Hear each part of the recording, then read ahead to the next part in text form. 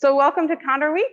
As we often do, we're going to kick off our tutorial day, and especially this morning, where we'll be focusing on talks for users of HTCondor with an introduction to using HTCondor for users. Okay, so in this tutorial, we're going to cover a quick introduction to what HTCondor is, how to set up and run a job and then multiple jobs with HTCondor. So that'll kind of be the first half of the talk. Then we'll have a short pause for maybe one or two questions if there are any. So people on Zoom, feel free to drop questions into the chat as we go along. People in the room, make notes to yourself. And then the second half of the talk will go into a few more details about how HTCondor works behind the scenes, how to get more information about your jobs, some use cases for HTCondor, and some automation if we get to it at the end. So let's dive into our introduction. So what is HTCondor? HTCondor is a software program that schedules and runs computing tasks on computers. So how it works in brief is tasks are submitted to a queue on an access point, and HTCondor schedules these tasks to run on different computers that are in Condor kind of speak are known as execute points. So there's different ways that this setup can be implemented. You can actually run HTCondor on one computer where both the sort of access point component with the queue of tasks and the execute points are all on one computer, and you're scheduling resources on essentially one resource. But probably the more common setup, and the one that we'll be assuming for most of the talk today, is that your access point is one computer, or you may even have multiple access points, and then you have your execute points or another set of computers that are all kind of separate pieces of hardware. And so why would you want to use HTCondor in this way, either on one or on many computers? First, it manages and runs work on your behalf. So if you have many tasks to run, HTCondor is a tool for automating the execution of those tasks without you needing to do a lot of babysitting. The other reason would be that either in the case of a single or many computers, you're trying to share a resource amongst many people. And it's a way to make sure that you're not overwhelming the capacity you have, no matter how big it is or how many people are using it. So just one more term before we move on. If you're using a group of computers that are serving as your execute points in Condor speak, we call that a pool. And so for the purposes of this tutorial, we're assuming someone else has set up HTCondor and set up the pool, is managing the access point. This is not an administrator talk. And so we're going to focus on how to actually use the system once it's set up to run computational work. So how do we do that? So first, we're going to define yet another term. So I've been talking about tasks kind of generally, but the term we normally use to talk about a single computing task is a job. And one way to think about a job is that it has some kind of input. That input needs to be processed or run by some kind of executable or program, and then that's going to produce some kind of output. And in our world, the executable needs to be something that you can script or run from the command line. So in what follows, we're going to use this little kind of fake data example called compare states, where we have two input files, a state specific and a US specific data file. They're going into this black box program called compare states, and they're producing an output file. And the way we invoke that program on the command line is the name of the executable, the name of the two inputs, and the name of the output. So these details will be different for everybody depending on what you're trying to run. So our task to get this running in HTCondor is to translate that information, the inputs, executable, the commands, into an HTCondor submit file that HTCondor can understand. A quick note before we do that translation process, our example is going to use HTCondor's file transfer option, which assumes that where you submit, so the submit directory on the access point is separate from the where the job is going to execute, the execute directory on the execute point. All right, so let's go through this submit file and how we're taking that job information, what we want to run, and translating it into an HTCondor format. So first we have the executable and the argument. So this is our command. Basically, the first part becomes the executable. Everything that follows becomes the arguments. Then this is where the access point and the execute point are separate comes in. We have to tell Condor which files, input files to transfer. And that's a comma separated list. And then with this option, by default, any new files, our output will get transferred back when the job completes. These lines are going to save information from the job for us. This is a file created by HTCondor that just saves kind of generic job state information. And these are files that capture messages, standard output, standard error from the job. Finally, we have to tell HTCondor how much of the computer we want. And so that's these options at the bottom: request CPUs, memory, and disk. And finally, Q is the keyword that indicates that we want to create and run a single job. Okay.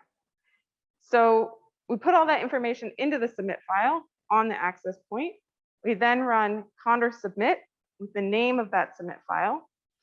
That puts jobs into the queue on the access point, and we can monitor them using Condor queue. The output looks like this. So by default, Condor queue shows just your jobs that you've submitted, and they're summarized into batches. Now, for this one job, that doesn't really matter, but if you have a lot of jobs, it can be a nice way to get a summary of what's going on. You can, if you want, add after Condor queue your username, the cluster ID, which is the first part of this job ID, or a single job ID, which is the whole thing, to get a subset of your jobs from the queue. So you'll see that abbreviated, most Condor commands will take either of those three inputs to see just a subset of what's available. You can also sort of undo the default summarized or batched view by adding no batch as a flag to Condor queue. And we're going to use that in the slides that follow so we can see a little more detail about what's happening with the job. So we translated our job components into a submit file. We submitted, it's in the queue. So now we're gonna take you behind the scenes about what Condor is doing to actually execute the job. So once we submit, nothing happens except a log file gets created. At some point, Condor finds a resource for our jobs, and it copies over our executable and our indicated input files into a temporary execution directory. Then the code executes. So now the job is in a running state. Again, nothing is happening over here. Everything is happening in the execute point. When our program or executable finishes, standard output, standard error, and any new output files get copied back to the access point. And then the execute point, execute directory disappear. We see our output files, and there's nothing left in the queue because the job has completed. So we can see all these states in the log file: submitted, transferring, executing, finished, as well as a summary of the resources we used. And another way to look at this information is this kind of diagram of job states where you submit a job, it goes from idle to running to completed. You often don't see jobs in the completed state. It's very transient. Just means that Condor is kind of cleaning up the needed information and then it leaves the queue. So it's unlikely you'll ever see jobs in this state before they actually leave the queue. So this is an example of one kind of job submission. You can, there's a lot of variation out there, and it can depend on how your system is configured. So at the beginning, I said that our system is assuming that you're gonna need to transfer or copy files from the access point to the execution point. If you have a shared file system, then you wouldn't need that option. Then you wouldn't need to transfer files. Everything would just be done in a shared directory that's accessible to both where you submit and where the job runs. And so your submit file would look different. You wouldn't have those transfer lines. Should transfer files could be no. And so depending on your HTCondor system, if you're not here at UW-Madison where we do use file transfer primarily, there may be different settings you need to use in your submit file. So talk to your local admin. Similarly, when you're requesting resources, CPUs, memory, disk, you're almost always using part of a computer. What Condor calls a slot. So there are many slots on one computer, not the whole thing. And so it's important to request the resources you need for your job. Maybe your system has default resource requests. If you don't request anything, they sort of fill things in automatically. Even if that's the case, they may not be right for you. They may change without you knowing. It's always better to request explicitly what you want. Run test jobs to figure out what that should be, because requesting too little could cause your jobs to be killed or impact other people's jobs. Requesting too much might mean your jobs will match to fewer available slots or take longer. So it's really worth doing that testing to try to get that information correct. Okay, so that was one job. Now we're going to talk about submitting many jobs. And we want to probably submit many jobs because we want to do a lot of things. Maybe we want to analyze many data files or test many parameters or inputs or whatever it might be. The problem that we're solving, we're kind of assuming it has this shape where we want to run a bunch of jobs. And we would ideally like to do that. If I want to run 1,000 jobs, I don't want to generate 1,000 submit files. I want to have one submit file. So that's what we can do with HTCondor. There are built-in ways to submit many jobs with one submit file. And I may go a little more quickly through these slides because the following talk is going to go through a more in-depth example of like how this actually works. But we'll give kind of an overview of some of the features that make this possible. So supposing we have this little example where we have 3 numbered input files, and here's the corresponding submit file that we're using. If I change the queue statement at the end from Q1 to Q3, this will generate 3 jobs, but they're going to be all exactly the same. I'm just going to process my file 0 3 times. So what I need is some kind of variable here, wherever my file 0 is. So as it turns out, when you do QN, HTCondor will assign a job ID. So we may have seen this before in the queue. And this job ID is 2 parts, the cluster ID, which is the same, and the proc ID, which is from 0 to n-1 process. And you can use these values in the submit file using this variable notation. So if I find the things I want to have different in the submit file, I can replace them with this $proc ID. I can add $cluster ID to get unique file names to get different behavior for each job that I'm running. So this is the idea. We'll look at a couple variations later. You'll see some again, a more concrete example in Rachel's talk. This is kind of the general idea. We're going to take a short detour after we submit. So submitting, checking the queue, that all works the same as before. Condor submit, Condor queue. By default, when your jobs are in that kind of batched output, the batch name will be the cluster ID, but you can give it a label if you want using job batch name. So it's kind of easier to tell what you have in the queue. So it's all the same as before. So now we get to our detour. So this is when, or maybe even earlier, you should think about how you're going to organize all the files that we've been talking about. Your inputs, your outputs, log, error, standard out. Because otherwise your life will indeed look like this. So there's a lot of just different things you can do to organize things in different ways. You can put shared files into a folder and transfer either the entire folder or just its contents in this way. So this is really useful if you have a bunch of files that you're using all of them for the same job and you don't want to list them all out.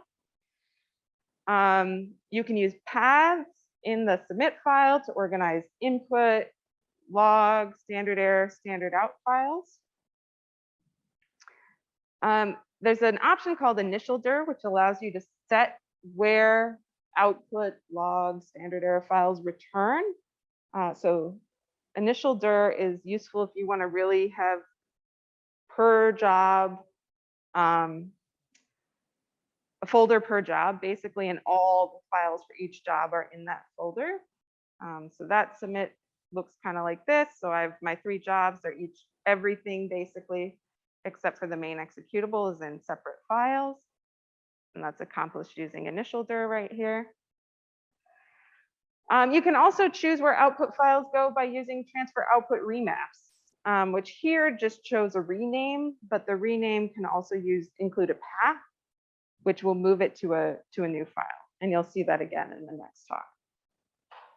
Okay, so detour around organizing files over. Other submission methods, like I said, this kind of QN, cluster ID, proc ID setup is not the only way to submit multiple jobs. Maybe you don't have numbered inputs. Maybe you have descriptive inputs, like maybe my state data files, which have names of states. So it's the same philosophy. I can replace whatever values need to change for each job with the variable, but this time I choose what the variable says. So here I'm using infile. And then I provide a list of values that I want to assign to that variable. And I can do that in different ways. I can use a wildcard. I can provide an explicit list in the submit file. I can provide a list in a separate file, 1 line per input, that I then reference from the submit file. So these are kind of my different options for communicating what the list of inputs is to HTCondor via the submit file.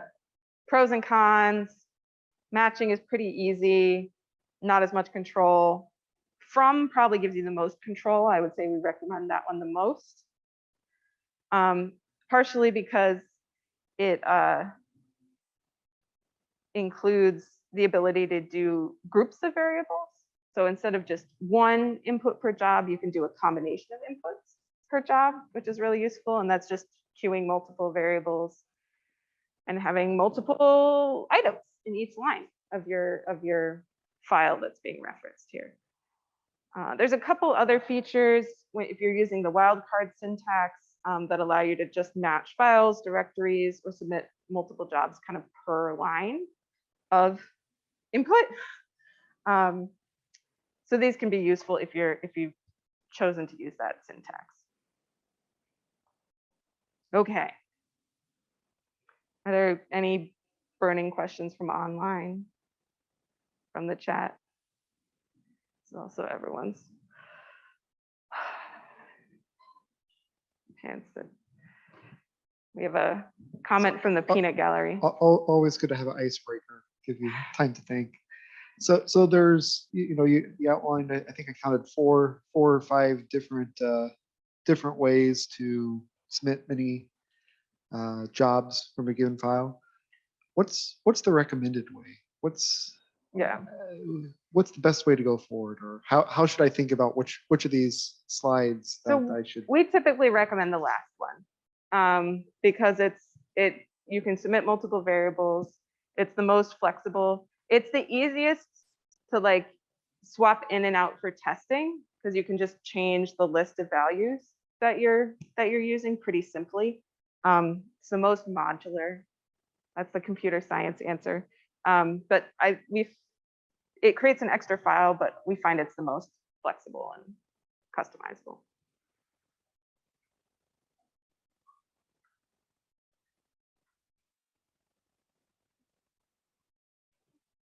Okay, we're gonna move along. So in the second half of this talk, we kind of switch from jobs and how to submit them to like just more information about what's going on behind the scenes, tracking your jobs, and then adding additional features. So what's happening when you submit a job is HTCondor has the list of jobs, the queue on the access point, and is trying to find appropriate execute points for them to run on. And it does that using a program called the Central Manager. Okay, so hold this thought in your head for a minute while I talk about something that's going to seem completely different, which is the jobs and the computers or machines are tracked via HTCondor using this information format called the class add, which is like a list of attributes about jobs or machines. So whenever you submit a job, information from your submit file and how your HTCondor system has been configured turns into something that looks like this, that Condor is tracking on the access point. Different attributes describing different information about your job. Similarly, a computer in the system and its HTCondor configuration will result in this kind of information about the computer. You see, some things are different. There might be some things that are the same. So why do we care? This is how HTCondor is doing that matching between jobs and available computers, is by taking the information from these class add attributes and finding matches and putting them together, and then they sort of communicate directly and jobs actually run. So that's a little bit about what's happening behind the scenes. The other reason to talk about class adds, besides helping you understand what Condor is doing to actually run your jobs, is that the information in the class adds provides a lot of useful information about your jobs to you. So we may breeze through this a little quickly because there's going to be another talk later this morning about how to find out more information specifically about your job using attributes and other Condor commands. But the short version is if you run Condor Q with the long option -L, it'll print out the job adds for whatever jobs are in the queue. You can then use this auto format option -AF and a list of attributes to print out the ones you want to view about a set of jobs. And you can use these attributes in constraints to select a different subset of jobs than sort of the default ones that we normally support, like your user or a cluster or even a single job. So Condor Q has other options. -all will show you everybody's jobs. And those are, again, tools to find out more information about your jobs, more information coming later. We can basically do the same process with Condor status to find out information about the computers or machines in our system. So Condor status -L will give you a list of attributes for a machine or computer. Here are some useful ones that we use a lot. machine name, CPU's memory disk, remote owner. That's when I want to figure out who's running on a particular server. There's a lot more. Explore at your leisure. And just like with Condor Q, we can use the auto format option to print out specific attributes. So here I'm printing out name, CPU's memory disk, and a custom attribute that we have at CHTC about our shared file system. And then to summarize things, you can use the compact option with Condor status. Okay, that was a little bit of a whirlwind, but we'll hopefully have time to go in a little more depth in the second half of the morning in the middle talk. Okay, so now you're running on an HTCondor system. What could go wrong? Well, many things, as it turns out. I sort of categorize things that can go wrong into two camps. So issue number one is like your code doesn't work. You have a bug, something doesn't run. That's usually something you need to fix, maybe even on your own computer before you take it back to the Condor system. Jobs can also go wrong from HTCondor's perspective. For some reason, it can't start your executable. It's using too much memory. And so the first class of errors will typically show up in the standard error, standard output file. You can check on how your job is actually doing by using Condor SSH to job, the job ID. That will log you in and you can actually like look at things. We'll also do this later. But if your job ran, so there were no HTCondor related problems, but you have issues inside the job, that'll usually show up in one of these files, especially these second two. So those are kind of your main tools for troubleshooting what might be happening in terms of like a bug inside your code. You can also use Condor history to review recent jobs. It works a lot like Condor Q, but it has information about jobs that have actually completed and left the queue. So it's either in one or the other up to a certain point. And so that's things you can do to kind of look at that first category of problems. Second category of problems where HTCondor has a problem with your job, the job will go on hold. So this is still something that you need to address, but it's not necessarily that your code has a bug. It's just that Condor's like, I can't proceed with whatever it is you've asked me to do. So I'm going to put your job on hold with a meaningful message, and then you have to fix it. So it's interrupted. It's not running. It's not like hanging out on a computer somewhere. It's just in limbo, so to speak, in the held state. You can run Condor Q - hold to see the reason why it's on hold, and then try to address. Sometimes you just need to resubmit. Sometimes you can alter information about the job, its class ed in the queue using Condor Q edit, and then release the jobs. Sometimes it's a better idea to just like remove them and start over. Or if you know that your job is gonna, like you have a bunch of jobs in the queue, the first 5 went on hold, so you know they're all gonna go on hold, you can just put them all on hold, fix whatever needs to be fixed, and then release. And so with this information, we're gonna expand our diagram from the first half of the talk, from sort of this is the perfect state where things go from idle to running to completed, to if things happen, Condor can, or you can put a job on hold from either of these states, then it can be released back to idle, or from any of these states, the job can be removed using Condor RM or other, for other reasons, but this is the main one.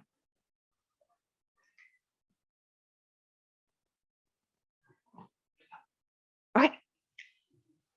So that's sort of the more information about your jobs from Condor part of the talk. Again, hopefully more details in the second half of the morning. So we're going to wrap up with some special use cases and automation in HTCondor jobs. So first, you can run a job interactively. You can run Condor submit -I for interactive. And then we recommend putting in the actual submit file we want to use, because that will recreate what's going to happen when your job runs for real in terms of transferring over files and setting up your environment, whatever is going to happen. And so that's really useful for testing and troubleshooting if you're not sure what's going on inside your jobs.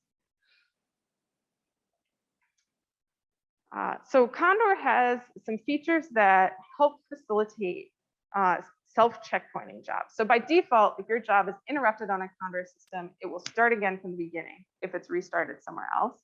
But if you can implement this self-checkpointing where it resumed from a saved state instead of from the beginning, that is great because it saves you, means you get better use of computing time. And it's especially useful for long, very long jobs if you're running on resources that don't guarantee a time limit, like opportunistic resources. So you have to have a program that can do this, either naturally or by your intervention. And you have to add HTCondor options to facilitate the basically preservation of the needed checkpoint files across executions.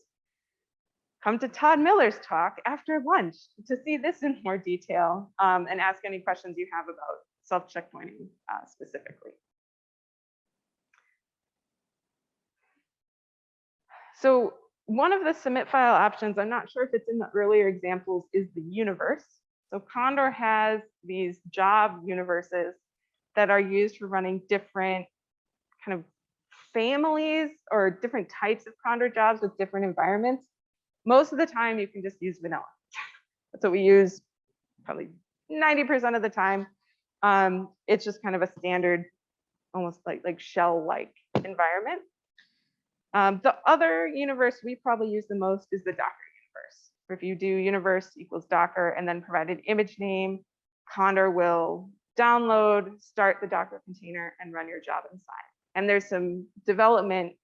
Next year, this slide may be different, because I think we're trying to make this universe a little more general to cover different kinds of containers, not just Docker.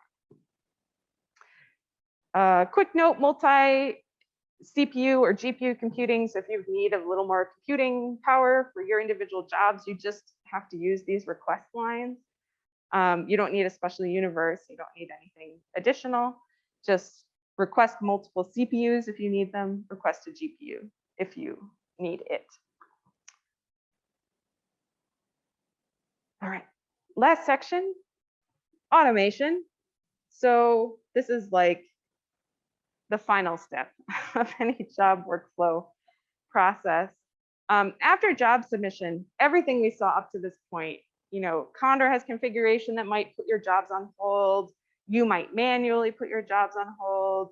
Things go from idle to running to back to completed. That's all kind of happening based on the configuration of the system and your manual intervention. But you can put options in your submit file that will do some of that automatically for you. So you can automate when jobs are started, stopped, and removed, for example. So you can automate if jobs are retried, basically going from idle to running completed, but maybe not successfully, to try again. So that's what this option does, max retries. If you want to submit more than a few thousand jobs to the queue at once, that's not always great for the queue's overall performance. So this max idle option will submit a chunk of jobs.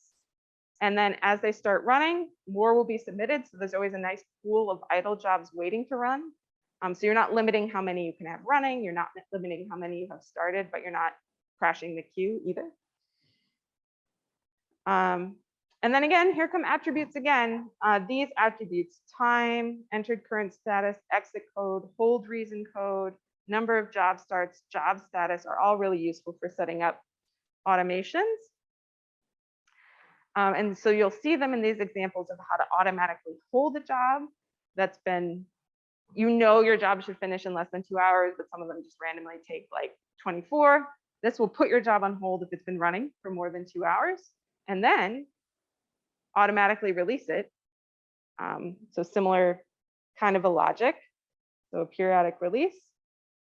You can remove jobs that are failing many times. And I will say all of these things should only be added after you've thoroughly tested your code, because otherwise they're going to mask failures or issues for you. So word to the wise. Finally, if the automation you want is running Condor jobs in sequence, then you should use, well, there's many things you can use, but we will be giving a talk later about how to use DagFan. So that will be immediately after the morning break. So stay tuned for that. I only ran like 2 minutes over. Right, Joe? Okay. So with that, here's our acknowledgements. Thank you to the NSF under the PATH project. But I will take final questions from online or in person, and Rachel can come up and start getting set up.